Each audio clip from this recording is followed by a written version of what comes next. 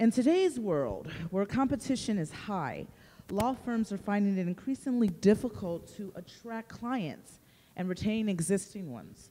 This is where effective marketing strategies come in. So let's dive more deep into the subject with our next session. It is a panel discussion on law firm marketing strategies, a need of the hour. To proceed, I would like to call on stage, they're already on stage, our moderator, which is Michael Melen, co-founder of SmartSites, and our panelists, Stephen J. Ranger, the Business Development Director at Hussain Lootah Associates, and Ms. Chiquita Hall-Jackson, founder and managing attorney at Hall-Jackson Associates, PC, and Blow the Whistle Law, LLC. Let's give a round of applause for our panelists. Well, thank you very much, everyone. I'm going to start by allowing my esteemed panelists to introduce themselves. Chiquita, let's start with you. Good afternoon, everyone. Thanks for joining us here. I am Chiquita Hall-Jackson of Hall-Jackson Associates and Blow the Whistle Law, based in Illinois, in the great city of Chicago. And there we represent and protect workers from workplace discrimination, harassment, and whistleblowing claims. And we're on a mission to disrupt toxic work cultures. Stephen? Thank you. Good afternoon, ladies and gentlemen. I've been working for 52 years. I'm Australian by birth, extensive experience across a wide breadth of industries. For the last 20 years, I've lived and worked in Dubai, and for the last 12 years in the legal field, building a local Dubai law firm into a very successful operation. I've got one child who lives in Australia and one grandchild. That's me. Very good. And I'm Michael Melen. I'm the co-founder of SmartSites. We're a digital marketing agency. We have a little over 300 employees. We're Inc. 5000 fastest growing company, 7 years in a row. And it's a pleasure being here today. So to get us started, I just want to poll the audience here. And just by a show of hands, if you could raise your hand, how many are you that are happy with your marketing? Just one out of this group. And how many of you guys would say that your marketing was better last year and it is not producing as much this year? Okay, good to know. And I'd like to start with our first question. It leads right into it, and to talk about effective strategies. So to my panelists, the question is, what marketing strategies have you used that you found effective in driving clients to your respective law firms? And also maybe share what you found ineffective that was maybe a waste of time or money. And Stephen, this time let's start with you. Okay, thanks, Mike. Well, when I got stuck into the marketing of our law firm, the first thing I did, which I actually paid for myself, I had a survey done amongst a massive number of companies in Dubai and the UAE by an independent source, of course, to identify what were the concerns of people in terms of therefore targeting market later. And of course we found, as I expected, that virtually every company knew who their lawyers were, but 90% didn't like them, thought they overcharged, thought they, inappropriate, cheated on hours, whatever. So the first challenge was to turn that around, and also with the traditional marketing strategies that I'd seen in the legal business and had been used on me over my many years in various positions, of course, were old and tired and didn't work. So I myself designed a strategy which was actually quite unique, because I focused it on actually nationalities, because Dubai is a very multicultural country, and we have the largest port in the world in Jebel Ali now, and there are 7,500 companies there, all importing goods in and through Dubai. So I used that base, I established a relationship with them and marketed by nationality, for example, to Germans, and targeted the German companies that I knew. For example, Audi, BMW. So I didn't use a broad brush approach. Then I simply wrote a very short, less than one-page email, personally to the chief executive, only ever to him or her, and introduced myself, introduced our law firm, said what we could do, and then followed up with a PA call 2 days later to make the appointment. And it worked brilliantly. And now we more than doubled our size each year for 2 years. We're to 5 times the size in 2 years, with massive profit, of course, because we got to that point where it just became extremely profitable. And we, even to this day, that was 10, 12 years ago I started that, we have 90% of our clients like us. So the exact inverse of, we'll talk later, we do many other things differently to other law firms. Thanks, Mike. Thank you. And you mentioned sending emails. Where'd you find those emails? Audi, but how do you find an email, to who you want to reach out to in Audi? Okay, so Audi, but how do you find an email, to who you want to reach out to in Audi? Okay, so Jebel Ali, so I was doing trade missions around the world with the Dubai government, so I came very friendly with the chairman of Jebel Ali Free Zone, who's an Emirati, a local. So I got from him the software, the listing of every company that was in Jebel Ali with all the details of them. So it had the chief executive, the business name, what they did, how many people they employed there and in the UAE and worldwide, what the email address for the chief executive was, what his phone number was, everything. So I had all of that information, so I could go straight to him, to his personal email. I didn't use any generic emails. That helps. Yeah. Chiquita, same question to you. Thank you. Just to follow up on Stephen's point, I'll start off what didn't work for me. I tried the cold pitching, and it was like, some people got back, but I'd say for the most part it wasn't effective for me. And that's more so what I did was I went on Fiverr, and I just asked for a group of individuals that specialize in whatever the group was I was trying to target for that month or that particular quarter, and they'll give me a list of 100 people, very inexpensive, and then you go in and you craft this lovely email identifying who you are, what kind of business you're doing, and how you can help their business, how you guys have some kind of connection.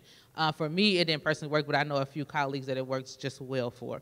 Outside of that, what has worked for me, another thing that did not work, I did a billboard. I ran that for about 6 months. I got one client from the billboard. We did get calls, but the quality of calls, because I do employment law, not everyone that's unhappy in their workplace actually have a claim. So we actually only walked away with one client from that particular. So it paid for the billboard, but ultimately it wasn't worth me rerunning.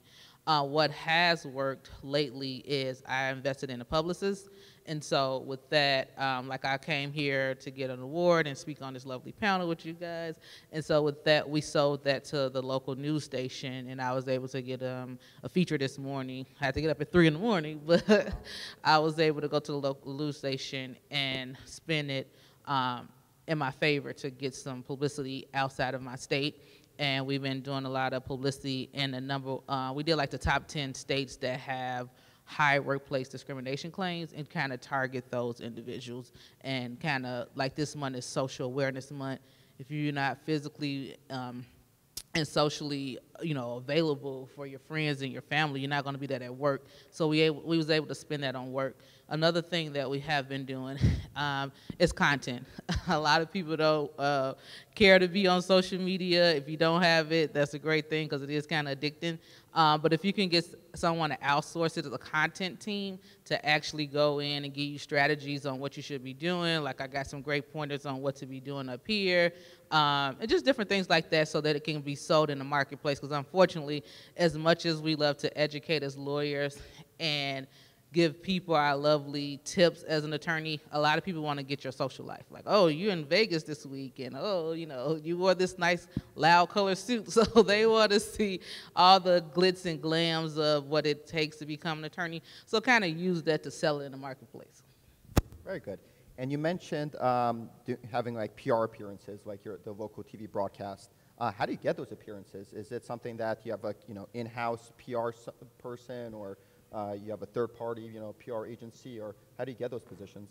So there's 2 ways. Originally, before I was able to officially afford to get a publicist, what I was doing is, again, cold pitching, but it is this one website, and I think everybody should write it down. It's called Help a Reporter Out, HARO, Help a Reporter Out. They're based out of Chicago, but they have Forbes, USA News, all type of top publicists, and what it is just different editors putting I think it's 3 times a day, saying, hey, here's a topic I would love to talk about, any experts on this, and then they put in the description what exactly they want the article to talk about. And then in addition to that, what they do is make clear, like, we want to hear from an expert on health, we want to hear expert on, or from an attorney, whatever situation may be, so you'll know if it's worthwhile. And even if they don't have your specialty, I kind of took that a lot of times and just spent it like, oh yeah, you didn't mention you want an attorney, however, I think this goes well with the topic based off the work that I do, and I end up getting a few features from that. And it's kind of cool because, especially if you're on LinkedIn, there is a feature section, you can feel that. And it's so funny, I used this story, it was this lady I kept trying to poke and try to reach out like, hey, can we get together and talk? Because she was over a group of financial advisors that's African American, and I wanted to push this D&I initiative. And I've been trying to get in touch with her, and she finally reached out and was like, yeah, I see you're killing it out there on LinkedIn. And so it's like I said, it's perception. Like when I was just out here poking and saying hi, getting the cases and doing what I need to do, no one was listening to me, but now they're seeing features and different things like that, people now want to reach out. Very cool. I got to say that we also use HARO, Help a Reporter Out, for SEO link building purposes. And one struggle that I know a lot of business owners have with that is that they respond to a first few and they don't get a feature back. Have you seen that? Do you always, when you respond to a reporter, do you always get featured, or is it, you have to respond to like 5 to only get 1 placement, or how's your experience with that been? Ironically, I saw great success when I was doing it.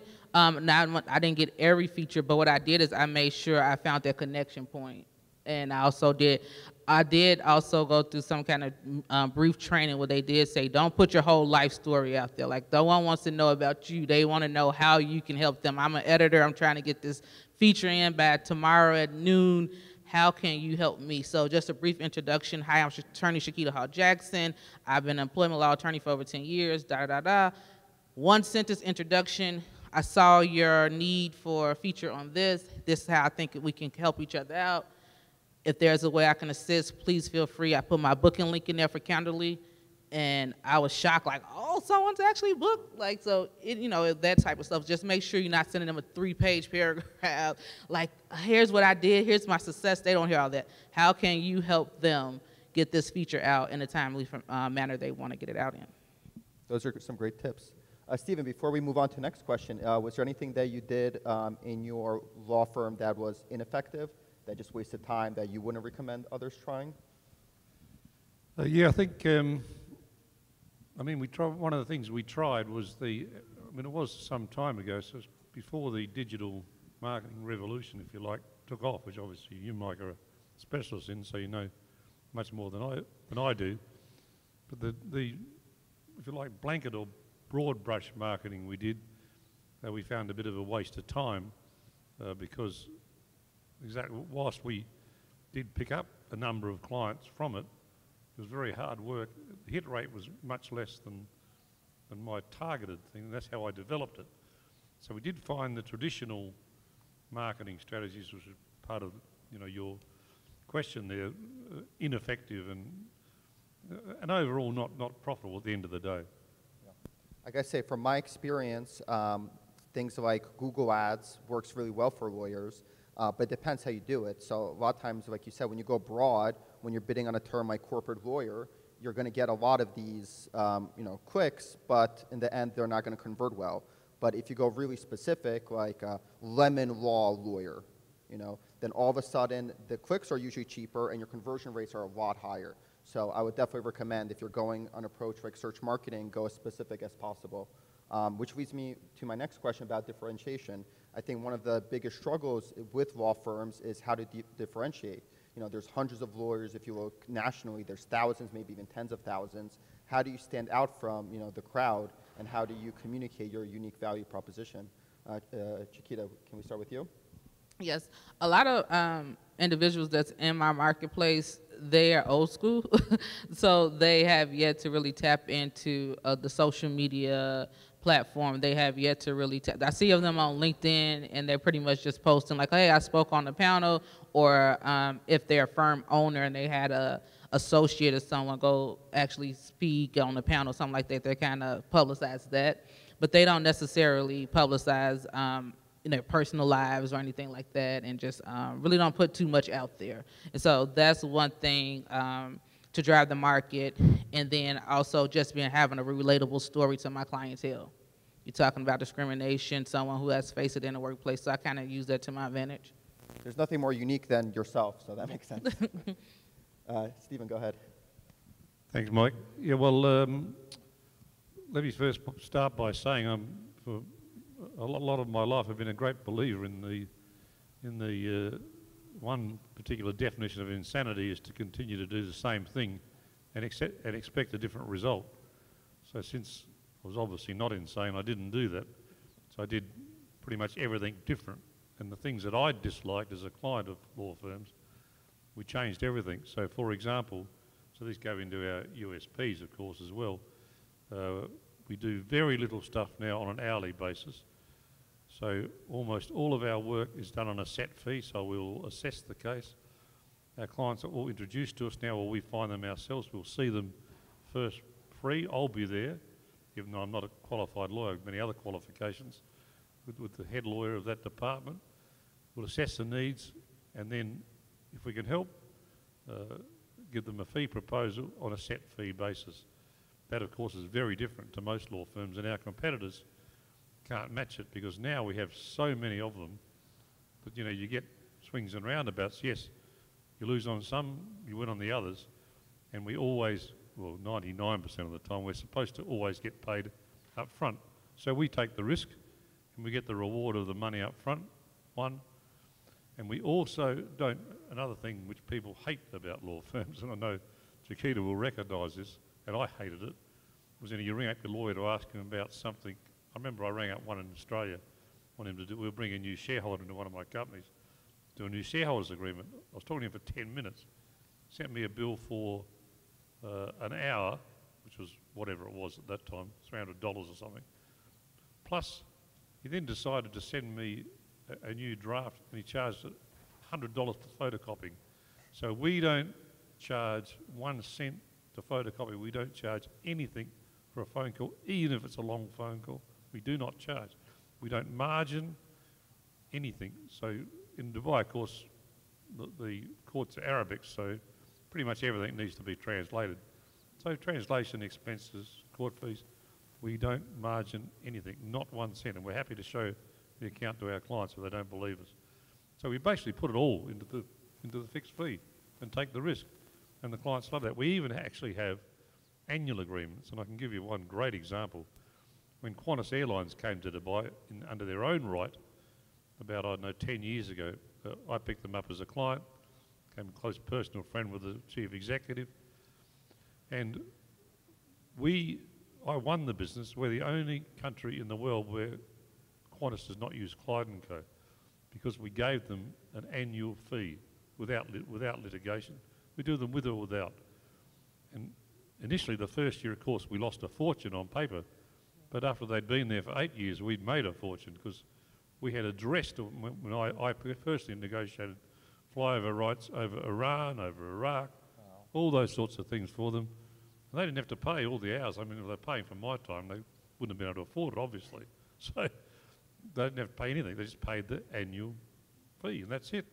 And fix up all their paperwork in the first couple of years, or even invoices, even deliver everything to avoid legal action. So we're very different from other. It's very difficult for them to copy us now because we have so many of them that we can win, and they try and they keep losing on it.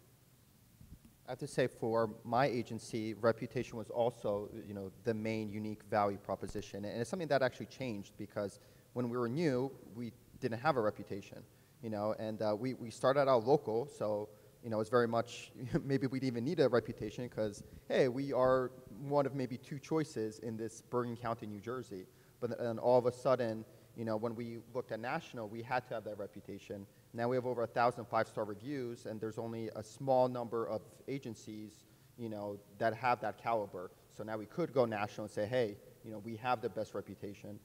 But it changed. We couldn't start with that. And Chiquita, I think you had something to add to that? Yeah, I just wanted to piggyback off Stephen. Ironically, it looked like Stephen strategically went in and said we were just going to charge, not charge for paper and all this stuff through negligence. I'll admit that. I just got lazy and I couldn't keep up. Like, I've been on a call with you for 0.3, I couldn't keep up with that. So what I did was I came up with a flat fee structure as well and just said, look, all your calls are going to be included, any in-person or via Zoom conferences, things like that. Now, we do advertise in our fee agreement that, fax copies are this much, and, if we make any other copies and things like that, we kind of advertise that, but again, through negligence and just the flow of being an attorney and not having a big team, a whole department that focuses on billable stuff. So with that, we end up not charging that, but it sells in the marketplace, because that's one thing that I notice that people ask all the time. Well, if I give you this flat fee, are you going to charge me every time I call you? Are you going to charge me for this? Now, we do charge kick back the deposition fees and things like that. Sometimes the carrier fees if we are, you guys want a personal service, so like stuff like that. So other than that, we do a flat fee structure, and that has helped versus when I was doing family law and I was trying to keep up with every little task that I did. And it has helped tremendously with the growth of the firm as far as revenue. Very insightful, thank you. So let's change gears just a little bit and talk about online presence. How important is it to have a website, to be on social media, to be on Google? And Steve, I'll start with you. Earlier we were talking, when we were chatting, you're saying that in Dubai, LinkedIn is very powerful and everyone uses LinkedIn. Can you talk a little bit about that? Sure, Mike. Yes. Look, I've got to start by saying that I'm a little old-fashioned, so I'm nowhere near as au fait with social media and preoccupying my time with it. But nevertheless, it is a major factor now. I do use LinkedIn. I've never been ever on Facebook, Twitter, or Instagram, or any others ever, and I will never go on them. But other people do it, that's their choice, no problem. LinkedIn, I do use. It's the only one I use, and it's used very extensively in Dubai as a business tool, and we have got a lot of business from it. Even people being introduced to us, and they'll come looking for me and contact the firm or contact me there and ask me to share the LinkedIn profile, and so far it's been very successful. So it is very effective. I certainly don't deny that, and it plays a huge role there. It's one of the, along with WhatsApp, in Dubai we all use WhatsApp and nothing else basically because it's encrypted. It's the only one that's encrypted. So, the police, the authorities can't see it. They have to get a court order to do it. It has to be a national security. So if you are in Dubai, and hopefully many of you will visit because it's a magnificent city, I strongly recommend you download WhatsApp and use it there. Otherwise, Big Brother's got, they're watching me anyway because I'm a well-known person, but that's a different matter.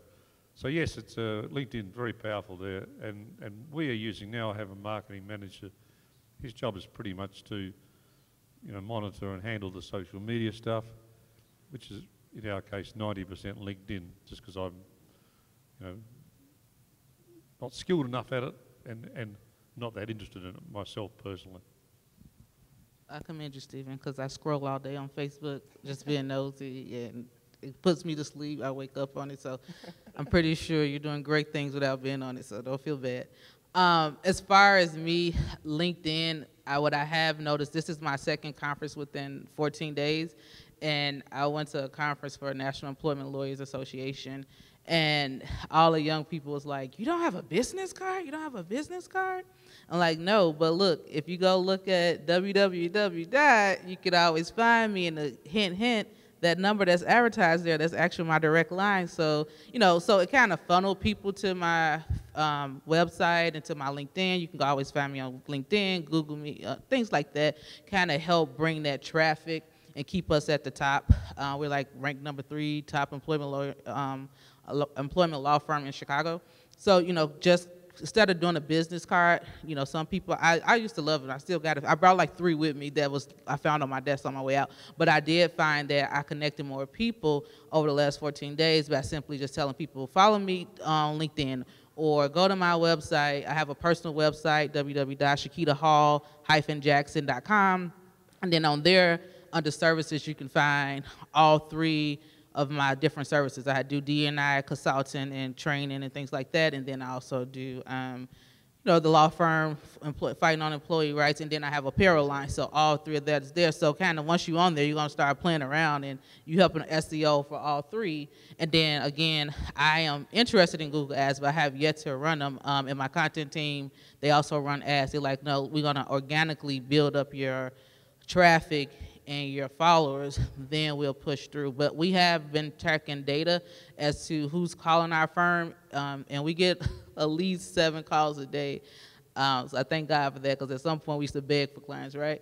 And so with that, what I have noticed that most of the calls are saying, we just Google employment law in Chicago, employment law attorney, top employment law, something like that, and they have found us versus, and let's not forget the old school referrals, rubbing elbows when we're in these spaces. Like, I don't do car accidents or PI and limit law and things like that, but I know this great guy that I met, I can, refer you out type thing. So that always worked as well.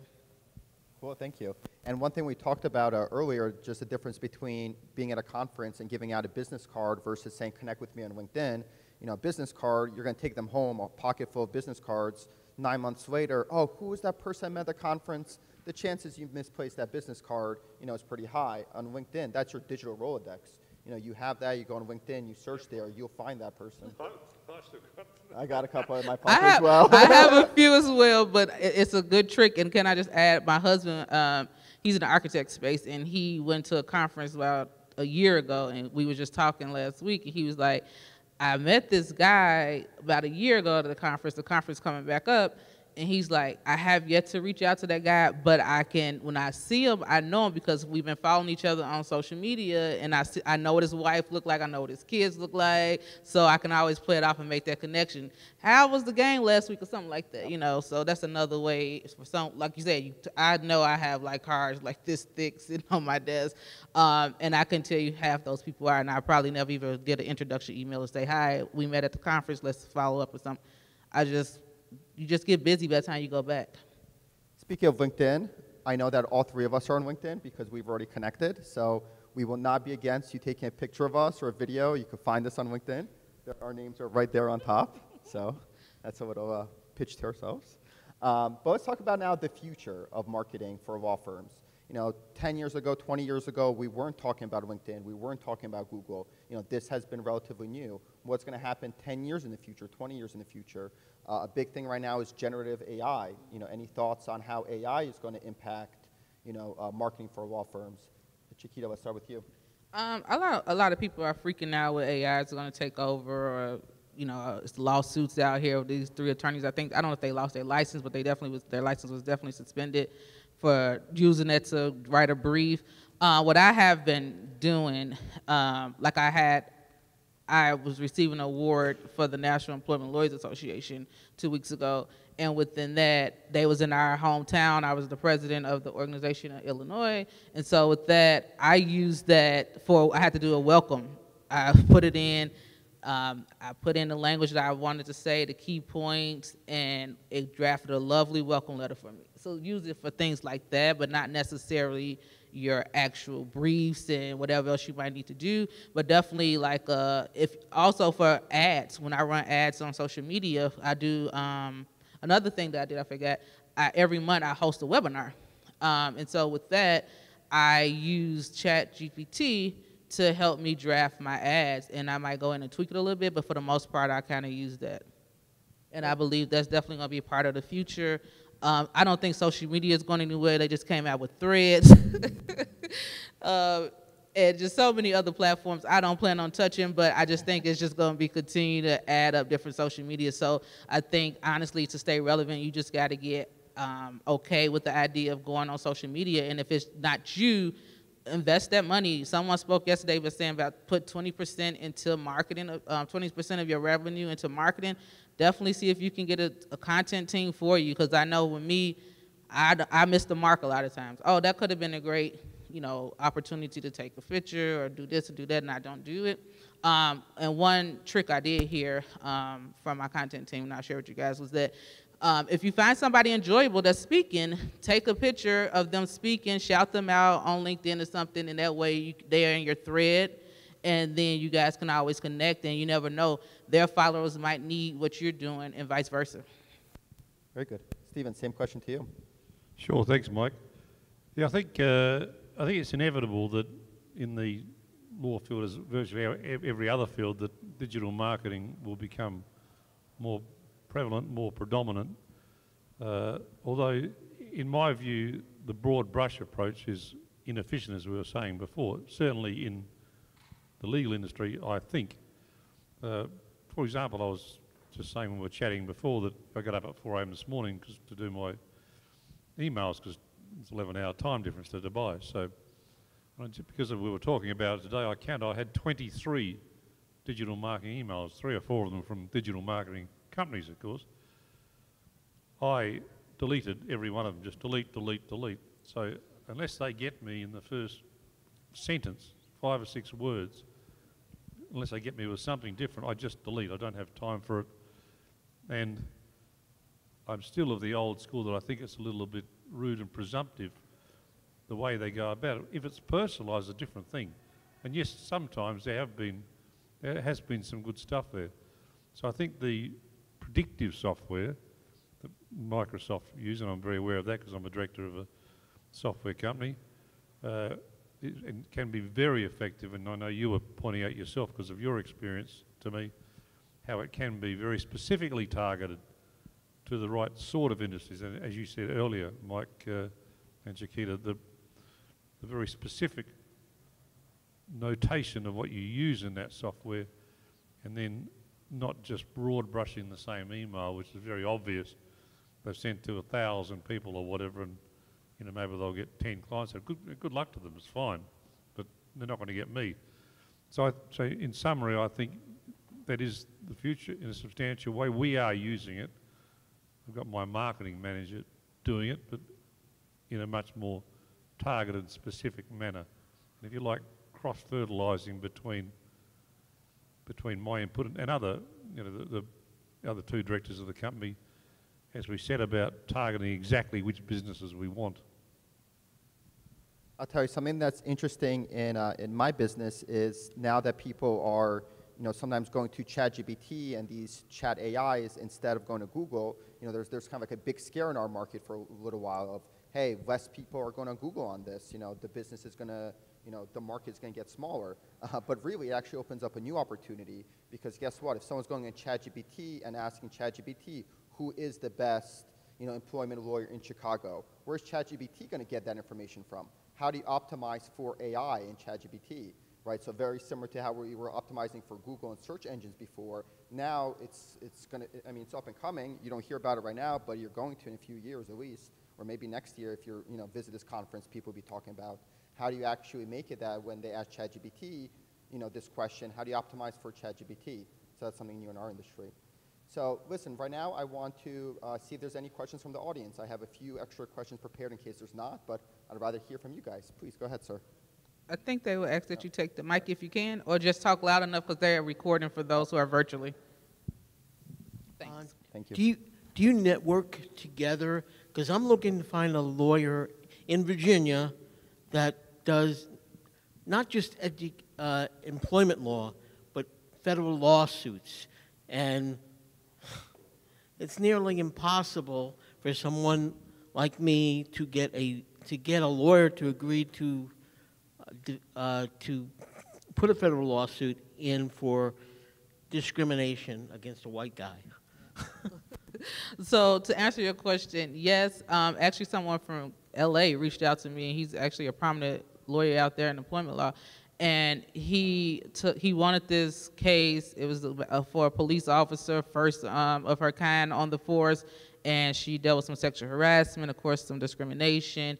He really wanted the case. He didn't want to refer it out, and he just needed a local attorney. He's like, I'll pay you 10% of whatever happens with this case. If that's a verdict or a settlement, you'll get 10%. I just simply need you to serve as local counsel, and pretty much, you know, I'll do everything. Of course, if I want to get heavily involved and do some depositions and things like that, I think we can always negotiate that. But that's always the proposition, 1%, whatever you can afford to do. A lot of times what I have found when I want to go on other venues is look at ProHawk.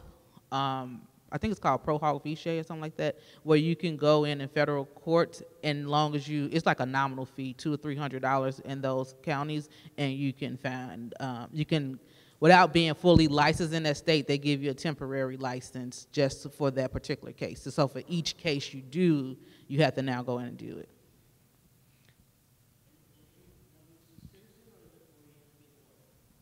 Oh, you have to be a lawyer. I do apologize. It's ProHawk, P-R, then H-A-V-O, P-R-O-H-A-V-O-C, yes.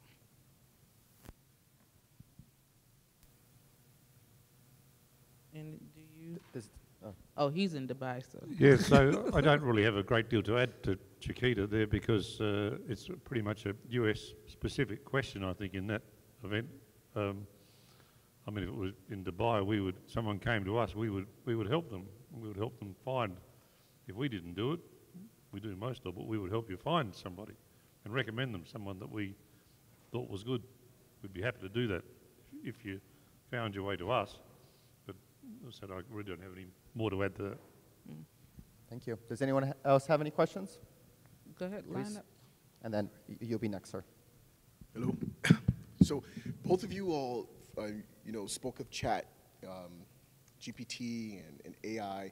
Being business owners, how did you specifically hone in on how to best maximize AI? I know from within our mortgage lending firm, it's new to us. We're not really aware of how to hone in on it. So how would you say, being business owners, that you were able to best find it useful for your business? I think the answer to that question would be, if you're looking for some data, like if you just want some quick like reels or something. Did you know right now the average interest rate is 7.5%? Just different things like that, so you can ask AI. So what is the national mortgage rate? You know, how's the market looking in Utah? Or things like that, and kind of repurpose that and put it on your social media. You can also put it in whatever else you're doing as far as email, if that's how you target it, or flyers, if you're using flyers. Did you know that the market crashed, but we're looking good? There's the upside now. Things like that, trying to use them for that data point. So you're taking the data and utilizing it within your platforms? Yes. Okay. Like for my webinars, every blue moon I'll go put in, like the next one I have is this upcoming Sunday, and we're talking about the top 5 ways to identify discrimination in the workplace. So what are, things, and then I'll go in and kind of course, double fact checked it, and then go in and fluff it with some case law and client stories. Perfect. Awesome. Thank you. No problem. I'm not a law firm, but maybe, just to add a little bit to it, in our agency, basically everyone uses ChatGPT. Designers use it, or some AI. Designers use it, developers use it. If you're writing emails, you could use it. If you're stuck writing an email or it doesn't sound good, you put that email to ChatGPT and you say, make that email better, summarize that email, make it shorter.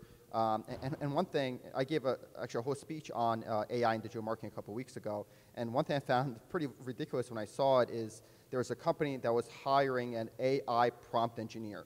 So, the idea was one person that would, specialize it at their company. And I thought it was ridiculous because to me, it's kind of like hiring a Google searcher, right? Like, no, it's not one person should be the Google searcher. Everyone should have this tool, across the agency, across the firm. Good. Thank you. Thanks for your question. We have one more? Okay. Okay, my own question is, you're talking about social media, how to attract clients online, but when you come to conferences or seminars like this, you share your cards and people follow you on LinkedIn. How is your experience? How do you reply to messages? Do you reply to every message that is being sent to you? Because most of the times, you get the contact, you send messages, but no response. So in your own experience, how do you go about it? I've been taught, and what I do is find a connection point. So I remember I just met somebody yesterday, and she looked me up to put my name in, and she go, oh, we're second connection. Let's see who is our connection point. Oh, okay, I can possibly connect you to, we kind of pretty much introduced that. So I also see when people come in my inbox, they like, oh, I noticed that we both went to North Illinois University. We both work at DePaul, something like that, some kind of commonality. And so if you don't find that there's a commonality and there's no need, then no, you don't need to respond. But a lot of times I just kind of entertain it, like, is there a fee associated with this? If no, I'm not interested at the time. I just be honest. But a lot of times, it depends on what I'm looking for. If I see their title, I'm also looking at titles. Because like I said, I want to go in and consult and train and talk to your team, be a speaker. So if it's a D&I opportunity, I see that you're in that space, you're a leader, over in that space, then yeah, I'll take that connection and see what we can do. Thank you. Thank you.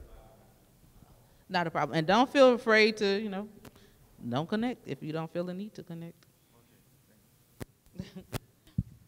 Any more questions from the audience? Yes, please. Yeah, one more. Thanks for the questions. Yeah, so I'm an attorney. I'm a trial lawyer. I don't do marketing, okay? And I'd just like to know from you, the experts, what differentiates legal marketing from marketing cars or finance or real estate, or if you're talking about all of these things, right? What is the thing that you are marketing, and how do we zero in on that? What can I take away from this panel that I can use now? As a trial lawyer? Not as a trial lawyer, for everybody. For everybody, great question. So the issue is, for me, I didn't market for a long time because I felt like if you had a discrimination case, you're 9 times 10 going to find us, and yada, yada, yada. That was my mindset. But ultimately, regardless of what industry you're in, you have to market, and you have to get comfortable. So whether that is a billboard, on the bus, or in certain southern states, they have the bench for the buses. So any kind of marketing, and another thing like find a lawyer feature on certain websites as far as bar association, things like that. That's all considered advertising. The same thing with I get, for the real estate part, I get people send flyers all the time, like our interest rates are going down, you should consider, just different things. You have to market and just keep that in the forefront of your mind that if I want to be relevant, that I have to market. And then the biggest thing I'm learning over this year is that perception is everything.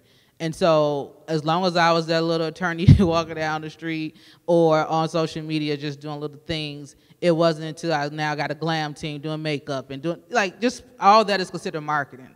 Because now people feel like, oh, she might have some money, and so that means she's winning cases, and so that means I need to hire her.